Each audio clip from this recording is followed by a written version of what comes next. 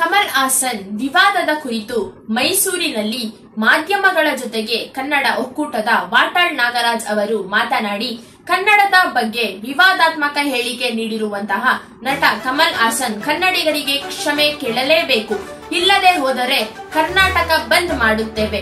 ಇವರ ನಟನೆ ಥಗ್ ಲೈಫ್ ಬಿಡುಗಡೆಯಾದರೆ ಕರ್ನಾಟಕ ರಣರಂಗ ಆಗಲಿದೆ ಎಂಬುದಾಗಿ ಎಚ್ಚರಿಕೆ ನೀಡಿದ್ದಾರೆ.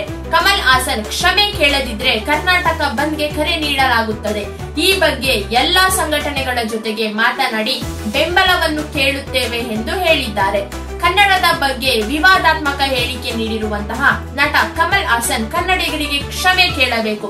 ಕನ್ನಡ ಭಾವನೆಗಳಿಗೆ ಧಕ್ಕೆ ತಂದು ಕ್ಷಮೆ ಕೇಳುವುದಿಲ್ಲ. ಮುಖ ತಿರುಗಿಸಿ ಕೂತಿರುವ ಕಮಲ್ ಹಾಸನ್ ವಿರುದ್ಧ ಕನ್ನಡಿಗರು ತೀವ್ರ ಆಕ್ರೋಶವನ್ನು ವ್ಯಕ್ತಪಡಿಸಿದ್ದಾರೆ.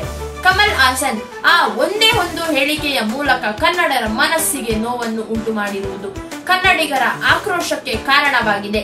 ಕರ್ನಾಟಕದಲ್ಲಿ ಇವರು ಮಾಡಿರುವ ಸಿನಿಮಾ ಥಗ್ ಲೈಫ್ ರಿಲೀಸ್ ಮಾಡುವುದಕ್ಕೆ ಬಿಡುವುದಿಲ್ಲ ಎಂದು ಕನ್ನಡ ಪರ ಹೋರಾಟಗಾರರು ಪಟ್ಟು ಹಿಡಿದು ಕೂತಿದ್ದಾರೆ.